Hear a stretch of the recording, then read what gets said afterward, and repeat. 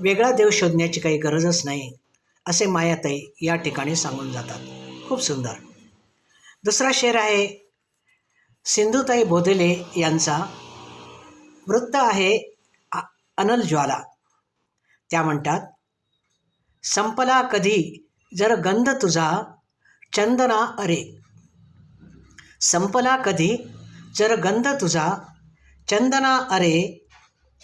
विचारास बा भीमाच्या तू उगाळून घे.